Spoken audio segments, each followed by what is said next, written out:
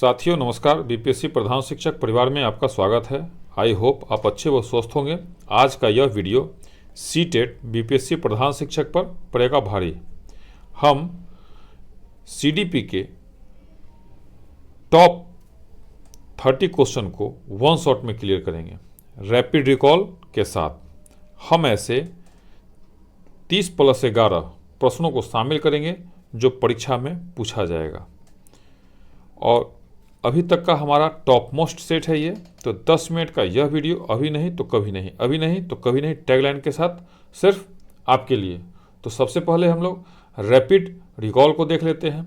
Rapid recall में आप वैसे प्रश्नों को देखते हैं जो इसके पूर्व हम लोगों ने पढ़ाई किया है।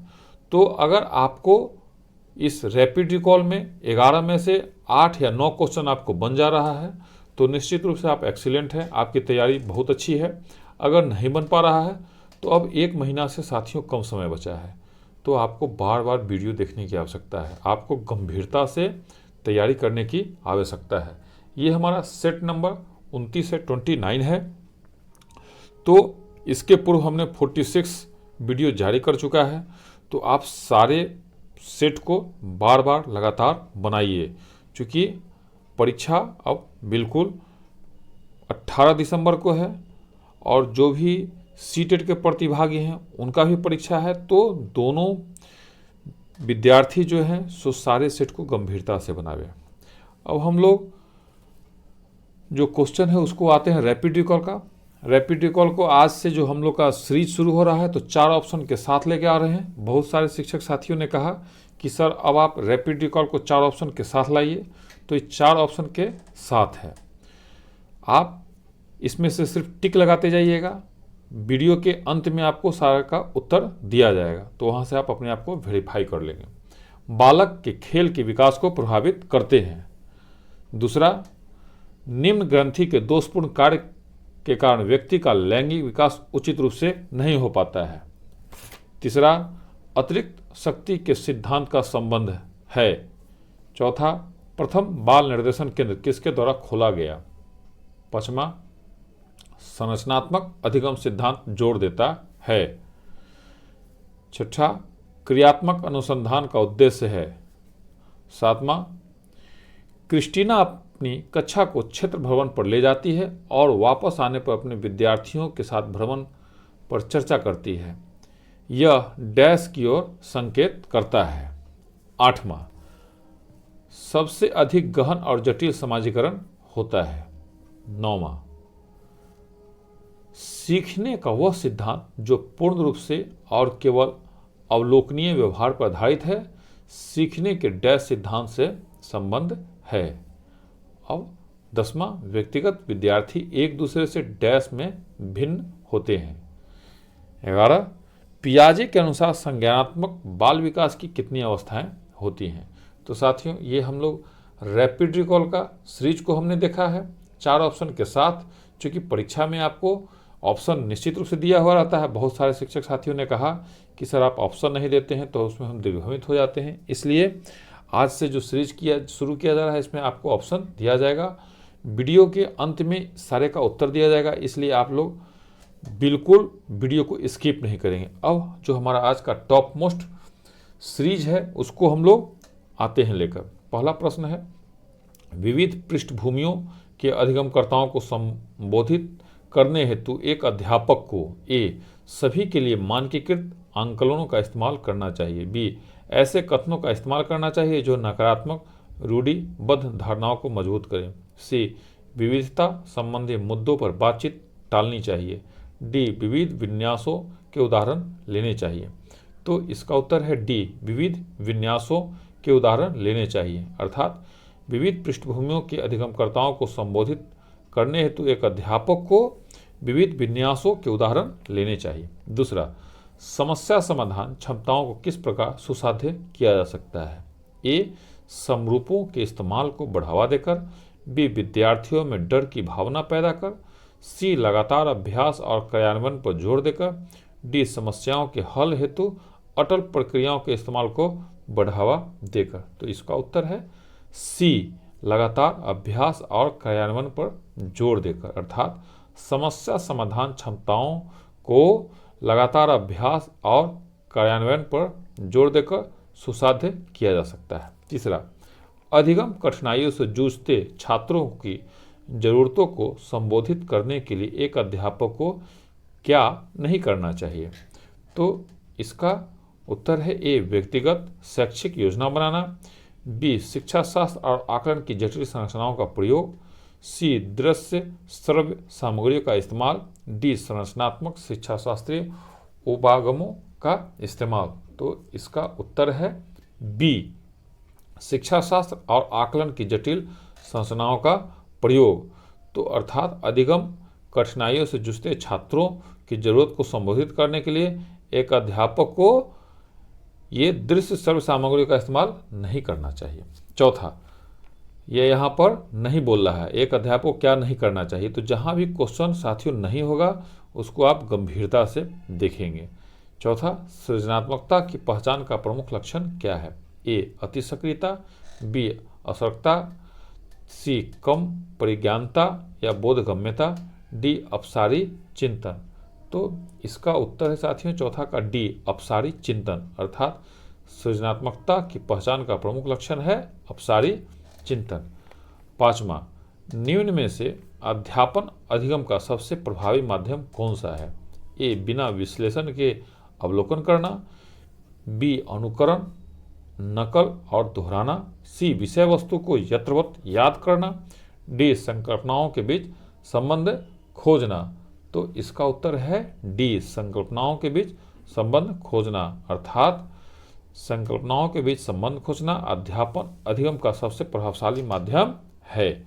छठा, एक अध्यापिका को दिए गए किसी कार्यकलाप में छात्रों की विभिन्न त्रुटियों का विश्लेषण करना चाहिए, क्योंकि इसके आधार पर वह ज़्यादा त्रुटियां करने वाले छात्रों को दूसरे से अलग कर सकती है। बी, अधिगम केवल त्रुटियों के शोधन पर निर्भर है। सी, इसके आधार पर वह दंड की मात्रा निर्धारित कर सकती है। डी, त्रुटियों की समझ अध्यापन अधिगम प्रक्रिया के लिए अर्थपूर्ण है।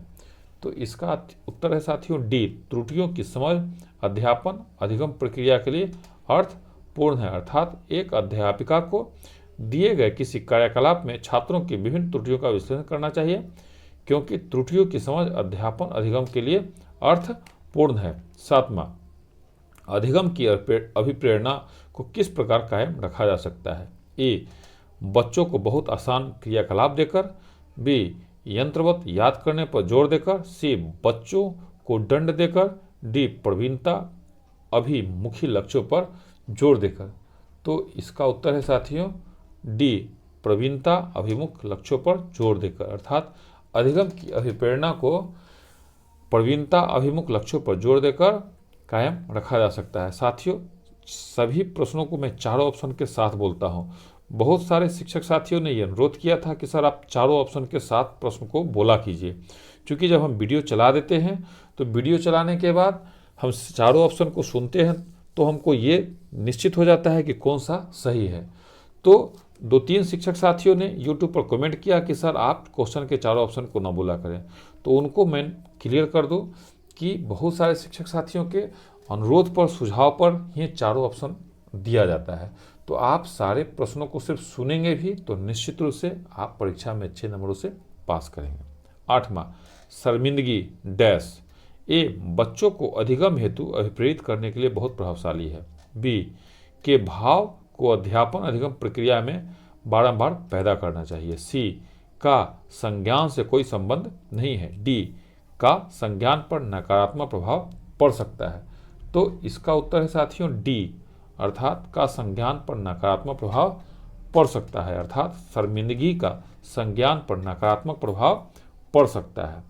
अब साथियों 9 नंबर जो हमारा क्वेश्चन है, अधिगम का संरचनात्मक विचार यह सुझाव देता है कि ज्ञान की संरचना में ए, बच्चे सक्रिय भूमिका निभाते हैं। बी, बच्चे पूर्ण रूप से पाठ्य पुस्तकों पर निर्भर रहते हैं।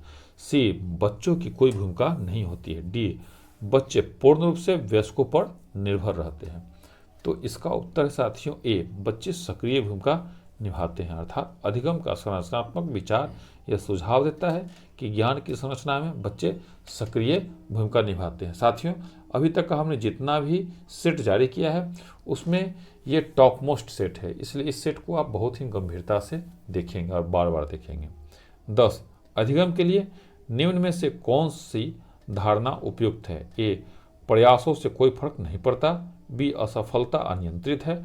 सी. योग्यता सुधार्य है। डी. योग्यता अटल है। तो इसका उत्तर है सी, अर्थात योग्यता सुधार है। अर्थात अधिगम के लिए योग्यता सुधार्य धारणा उपयुक्त है। चैनल पर अगर कोई भाई या बहन पहली बार है या बिना सब्सक्राइब किए हुए हैं तो सिलेक्शन के लिए ईमानदारी से सब्सक्राइब करें, क्योंकि हमारा उद्देश्य है कि सभी लोगों को सरकारी नौकरी हो। अब 11 नंबर, निम्न में से कौन सी परिपाटी विद्यार्थियों में संकलनात्मक समझ में बढ़ोतरी करने में सहायक है? ए. बारंबार परीक्षाएं। बी. अन्वेषण और संवाद। सी. प्रतिस्पर्धा आधारित प्रतिस्पर्धाएं। डी. पाठ्य पुस्तक केंद्रित शिक्षा शास्त्र। तो इसका उत्तर है साथियों बी, अन्वेषण और संवाद। अर्थात अन्वेषण और संवाद परिपाटी विद्यार्थियों में संकलनात्मक समझ में बढ़ोतरी करने में सहायक है। 12. बच्चों को सीखने में कठिनाई होती है जब ए. अधिगम सामाजिक संदर्भ में हो। बी. विषय वस्तु को बहुरूपों में प्रस्तुत किया गया हो। सी. सूचना अलग अलग टुकड़ों में प्रस्तुत की जाए। डी. वो आंतरिक रूप से अभिप्रेरित हो। तो इसका उत्तर है सी, सूचना अलग अलग टुकड़ों में प्रस्तुत की जाए। अर्थात बच्चों को सीखने में कठिनाई होती है जब सूचना अलग अलग टुकड़ों में प्रस्तुत की जाए। 13. अधिगम की सर्वोत्तम अवस्था कौन सी है? ए. संतुलित उत्तेजना, कोई भय नहीं। बी.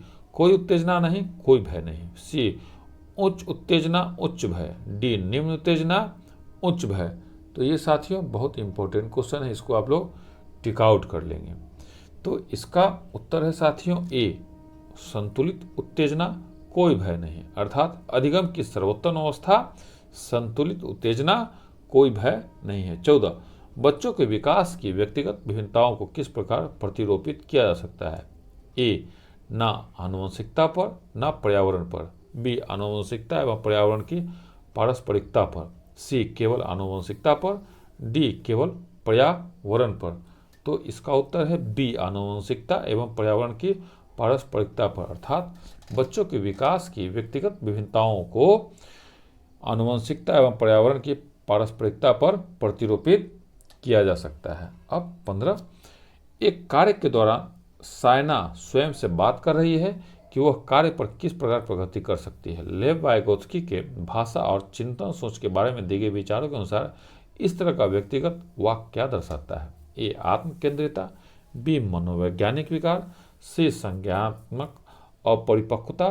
डी. स्वतः नियमन। तो इसका उत्तर है डी, स्वतः नियमन। अर्थात एक कार्य के दौरान सायना स्वयं से बात कर रही है कि वह कार्य पर किस प्रकार प्रगति कर सकती है। लेव वाइगोत्स्की के भाषा और चिंतन सोच के बारे में दिए गए विचारों के अनुसार इस तरह का व्यक्तिगत वाक्य स्वतः नियमन को दर्शाता है। और साथियों ये क्वेश्चन भी बहुत वीवीआई टॉप मोस्ट क्वेश्चन है। अब साथियों 16 नंबर प्रश्न को हम देखते हैं। मूल्यांकन पद्धति का लक्ष्य होना चाहिए। ए. विद्यार्थियों की जरूरत एवं आवश्यकताओं की पहचान करना। बी. पुरस्कार वितरण हेतु उच्च अंक प्राप्त करने वाले विद्यार्थियों की पहचान करना। सी. विद्यार्थियों को नामांकित करना। डी. योग्यता आधारित समूहों में विद्यार्थियों को विभाजित करना। तो इसका उत्तर है साथियों ए, विद्यार्थियों की जरूरतों एवं आवश्यकताओं की पहचान करना। अर्थात मूल्यांकन पद्धतियों का लक्ष्य होना चाहिए विद्यार्थियों की जरूरतों एवं आवश्यकताओं की पहचान करना। अब 17 नंबर, एक गतिविधि के दौरान छात्रों को संघर्ष करते देख एक अध्यापिका बच्चों को संकेत और इशारे करते हैं। इशारे जैसे क्या, क्यों, कैसे प्रदान करने का फैसला लेती है। लेव वाइगोत्स्की के सिद्धांत के अनुसार अध्यापिका की यह योजना ए. छात्रों में प्रत्याहार निकास प्रवृत्तियां पैदा करेगी। बी. अधिगम की प्रक्रिया में अर्थहीन होगी। सी. बच्चों को अधिगम के लिए अनुप्रेरित निष्प्रेरित करेगी। डी. अधिगम के लिए पार आधारभूत संरचना का काम करेगी। तो इसका उत्तर है डी, अधिगम के लिए पार आधारभूत संरचना का काम करेगी। अब 18, एक खेल क्रिया के दौरान चोट लगने पर रोहन रोने लगा। यह देखकर उसके पिता ने कहा, लड़कियों की तरह व्यवहार ना करो, लड़के रोते नहीं हैं। पिता का यह कथन ए. लैंगिक भेदभाव को कम करता है। बी लैंगिक समानता को बढ़ावा देता है, सी लैंगिक रूढ़िवादिताओं को दर्शाता है, डी लैंगिक रूढ़िवादिताओं को चुनौती देता है। तो इसका उत्तर है सी लैंगिक रूढ़िवादिताओं को दर्शाता है। अब साथियों 19 नंबर, एक प्रगतिशील कक्षा में एक ज्ञान की संरचना के लिए प्रचुर मौके प्रदान करने चाहिए। बी विद्यार्थियों को उनके अकादमिक अंकों के आधार पर नामांकित करना चाहिए। सी अध्यापक को अटल पाठ्यक्रम का पालन करना चाहिए। डी विद्यार्थियों में प्रतिस्पर्धा पर बल देना चाहिए।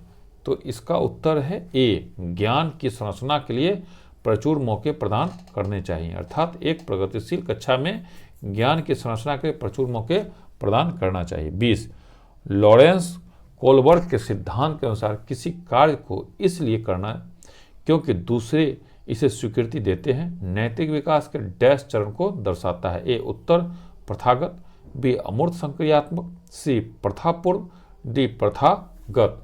तो इसका उत्तर है साथियों डी अर्थात प्रथागत।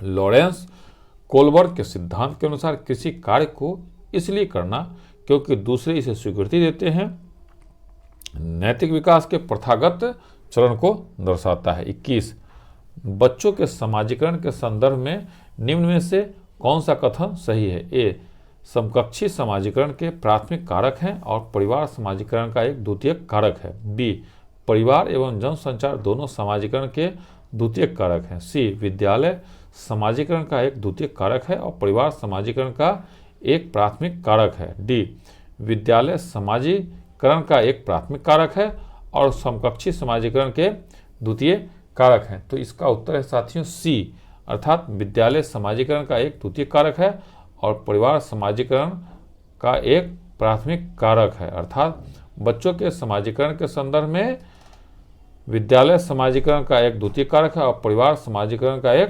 प्राथमिक कारक है। अब 22 नंबर, बहुबुद्धि का सिद्धांत जोर देता है कि ए बुद्धिमत्ता की विभिन्न दशाएं हैं, बी बुद्धिमत्ता में कोई व्यक्तिगत विभिन्नताएं नहीं होती है, सी बुद्धि लब्धि केवल वस्तुनिष्ठ परीक्षणों द्वारा ही मापी जा सकती है, डी एक आयाम में बुद्धिमत्ता अन्य सभी आयामों में बुद्धिमत्ता निर्धारित करती है। तो इसका उत्तर है साथियों ए बुद्धिमत्ता की विभिन्न दशाएं हैं, अर्थात बहुबुद्धि सिद्धांत जोर देता है कि बुद्धिमत्ता की विभिन्न दशाएं हैं। अब साथी 23 जीन पियाजे के संज्ञानात्मक विकास के सिद्धांत में पूर्व संक्रियात्मक अवस्था में विकास का मुख्य गुण क्या होता है? ए परिकल्पित निगमनात्मक सोच, बी संरक्षण और पदार्थों को क्रमबद्ध करने की क्षमता, सी अमूर्त सोच का विकास, डी विचार सोच में केंद्रीकरण। तो इसका उत्तर है डी अर्थात विचार सोच में केंद्रीकरण। साथियों अपने मित्रों को बस इतना बताइए कि बीपीएससी प्रधान शिक्षक चैनल पर आप फ्री में unlimited practice set, rapid fire, rapid recall, current affair, Bihar GK का प्रत्येक दिन 6:30 बजे वीडियो देख सकते हैं, जिसके लिए आपसे एक भी रुपया नहीं लिया जाता है। हमारे ग्रुप में ऐड होने के लिए 9973115257 या 8581071208 पर व्हाट्सएप करें। अब साथियों 24 विकास के संदर्भ में निम्न से कौन सा कथन सही है? ए विकास केवल बाल्यावस्था के दौरान ही होता है, बी विकास बहुआयामी होता है, सी विकास की दर सभी संस्कृतियों में सभी के लिए समान होती है, डी विकास केवल विद्यालय में होने वाले अधिगम से ही होती है। तो इसका उत्तर है बी विकास बहुआयामी होती है। 25 लेव वाइगोस्की का सामाजिक सांस्कृतिक परिप्रेक्ष्य अधिगम प्रक्रिया में डैश के महत्व पर जोर देता है। ए अभिप्रेरणा, बी संतुलीकरण, सी सांस्कृतिक उपकरणों, डी गुणारोपण। तो इसका उत्तर है सी अर्थात सांस्कृतिक उपकरणों, अर्थात लेव वाइगोस्की का सामाजिक सांस्कृतिक परिप्रेक्ष्य अधिगम प्रक्रिया में सांस्कृतिक उपकरणों के महत्व पर जोर देता है। 26 जीन पियाजे अपने संज्ञानात्मक विकास के सिद्धांत में संज्ञानात्मक संरचनाओं को डैश के रूप में वर्णित करते हैं। ए विकास का समीपस्थ क्षेत्र, बी स्कीमा मनोबंध, सी मनोवैज्ञानिक उपकरणों, डी उद्दीपक अनुक्रिया संबंध। तो 26 का उत्तर है बी अर्थात स्कीमा मनोबोधन, अर्थात जीन पियाजे अपने संज्ञानात्मक विकास के सिद्धांत में संज्ञानात्मक संरचनाओं को स्कीमा मनोबंध के रूप में वर्णित करते हैं। 27 एक समावेशी कक्षा में डैश पर जोर होना चाहिए। ए सामाजिक पहचान के आधार पर छात्रों में अलगाव, बी हर बच्चे के सामर्थ्य को अधिकतम करने के लिए अवसर प्रदान करने, सी प्रदर्शन अभिमुखी लक्ष्यों, डी अभिभेदी समरूपी निर्देशों। तो 27 का उत्तर है साथियों बी, अर्थात हर बच्चे के सामर्थ्य को अधिकतम करने के लिए अवसर प्रदान करने। 28 दिव्यांगजन अधिकार नियम 2016 के अनुसार निम्न में से किस शब्दावली का प्रयोग उपयुक्त है? ए छात्र जिसे शारीरिक दिव्यांगता है, बी छात्र जिसका अशक्त शरीर है, सी मंदिर छात्र, डी विकलांग छात्र। तो इसका उत्तर है ए छात्र जिसके शारीरिक दिव्यांगता है। अब साथियों 29 नंबर क्वेश्चन की ओर हम लोग चलते हैं। जन्म से किशोरावस्था तक बच्चों में विकास क्रम में होता है ए मूर्त अमूर्त सांवेदिक, बी अमूर्त मूर्त सांवेदिक, सी सांवेदिक मूर्त अमूर्त, डी अमूर्त सांवेदिक मूर्त। तो इसका उत्तर है सी, अर्थात सांवेदिक मूर्त अमूर्त। अब अंतिम क्वेश्चन की ओर हम लोग चलते हैं। एक प्रगतिशील कक्षा में व्यक्तिगत विभिन्नताओं को किस प्रकार देखा जाना चाहिए? ए योग्यता आधारित समूह बनाने का मापदंड, बी अध्यापन अधिगम प्रक्रिया की प्रयोजना के लिए महत्वपूर्ण, सी अधिगम की प्रक्रिया में बाधा, डी अध्यापक के पक्ष पर असफलता। तो इसका उत्तर है बी, अर्थात अध्यापन अधिगम प्रक्रिया की प्रयोजना के लिए महत्वपूर्ण। अब साथियों हम लोग टॉप मोस्ट जो है सो रैपिड रिकॉल का जो सीरीज था, आपने कितना सही बनाया या कितना गलत बनाया, तो इसको आप जो है सो चेक कीजिए कि आपके द्वारा जो पढ़ा गया है, पूर्व में आपने जो पढ़ाई किया है, तो आपने कितना सही बनाया है। अब पहला है बालक के खेल के विकास को प्रभावित करते हैं, तो इसका उत्तर है डी उपयुक्त सभी। इसका उत्तर है साथियों डी। दूसरा, निम्न ग्रंथि के दोषपूर्ण कार्य के कारण व्यक्ति का लैंगिक विकास उचित रूप से नहीं हो पाता है, इसका भी उत्तर है साथियों डी पीनियल ग्रंथि। तीसरा क्वेश्चन हमारा है अतिरिक्त शक्ति के सिद्धांत का संबंध है, तो इसका है सी खेल से। तीसरा का उत्तर है सी। चौथा, प्रथम बाल निर्देशन केंद्र किसके द्वारा खोला गया? तो चौथा का उत्तर है बी विलियम हिली के द्वारा। पांचवा, संरचनात्मक अधिगम सिद्धांत जोर देता है, तो पांचवा का उत्तर है सी विद्यार्थियों द्वारा नवीन ज्ञान की संरचना पर।